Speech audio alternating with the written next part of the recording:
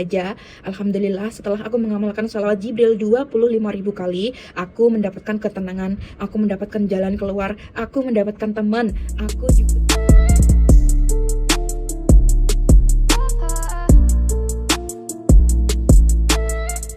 Halo teman-teman, bagaimana kabarnya? Semoga teman-teman selalu sehat, selalu baik dan bahagia keadaan hatinya. Masya Allah, di sini lagi salju teman-teman. Di kesempatan kali ini aku ingin berbagi cerita bagaimana caraku mengatasi kesedihan ya yang aku rasakan, karena aku di sini tuh kan tinggal sendiri ya teman-teman ya. Di Jepang ini kan aku sendiri. Aku juga bekerja di perusahaan yang perusahaannya itu orang Indonesianya juga cuman aku sendiri aja. Jadi aku nggak punya teman di sini. Punya teman cuman ya jauh gitu di kota lain. Nah, karena aku sendirian di sini, karena aku bekerja di perusahaan yang dimana aku orang asing Indonesia sendiri, itu aku mengalami banyak kendala ya, banyak masalah yang tentunya membuat aku sedih juga. Karena apa? Ya karena aku orang asing sendiri gitu, mana aku juga berkerudung sendiri. Terus kemudian bahasa juga masih kurang gitu kan ya.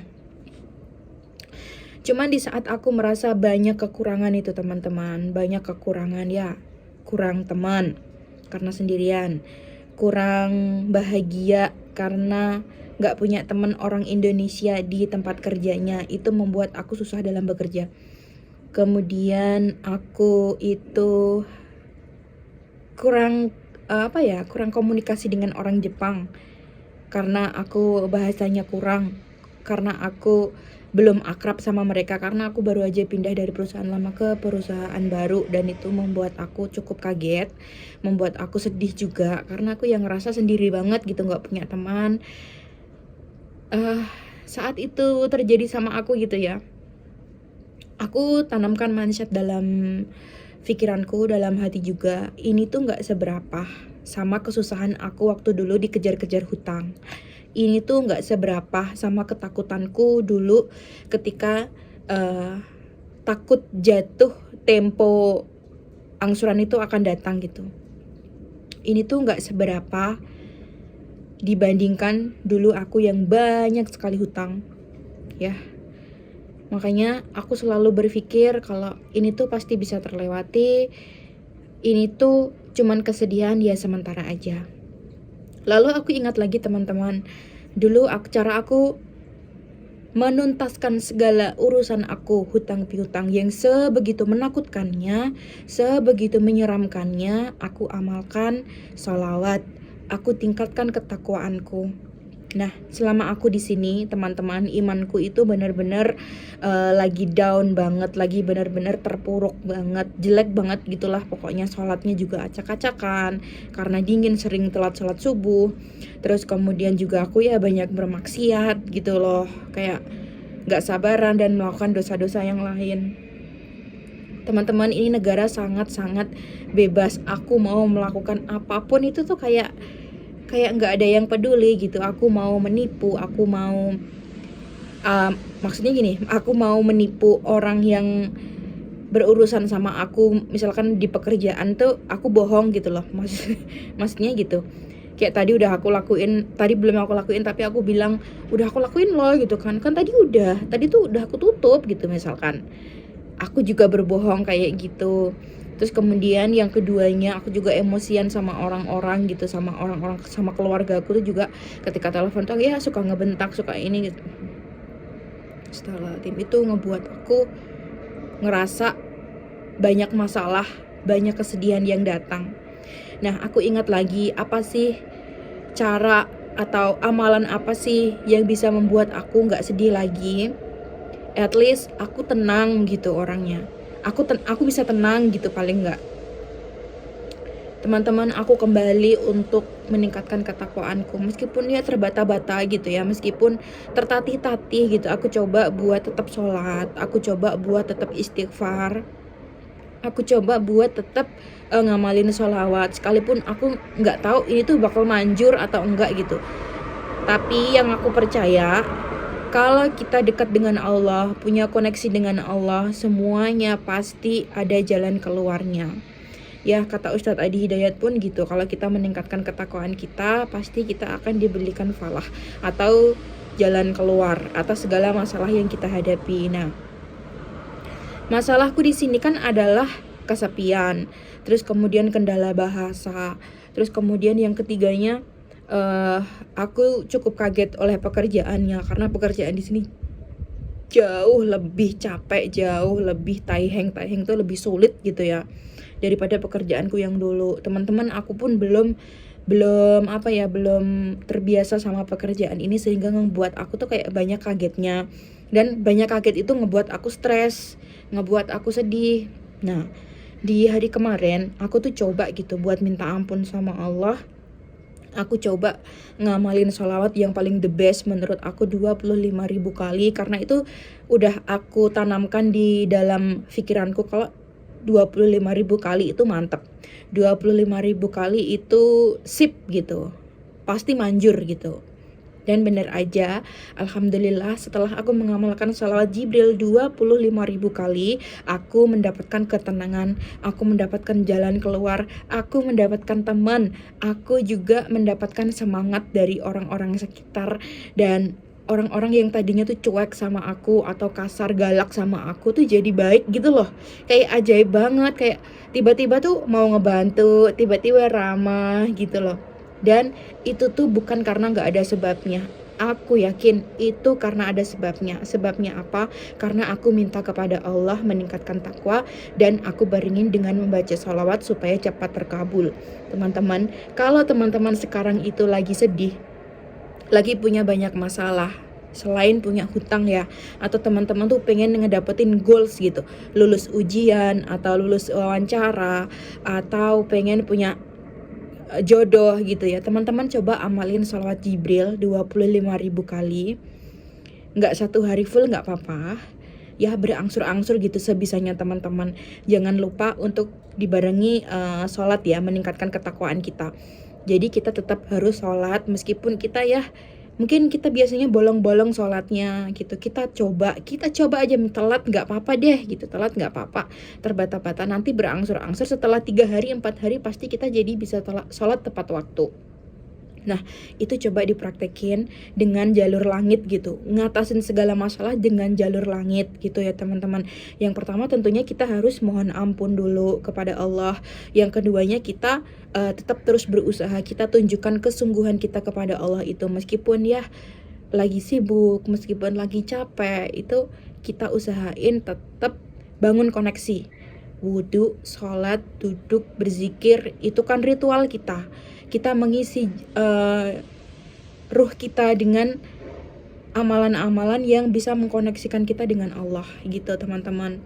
Nah, aku juga pernah gini ya teman-teman ya, aku itu udah di posisi yang banyak kurangnya gitu, banyak apa ya, lagi sedih ya kan, lagi sedih, punya banyak masalah, terus aku tambah meninggalkan sholat, aku males-malesin sholatnya, itu tuh semakin menjadi-jadi, gak selesai-selesai urusan kita tuh gitu. Jadi aku pernah ya di posisi itu, udah terlanjur sedih, udah terlanjur kena marah gitu, aku lanjut aja tidur, gak sholat.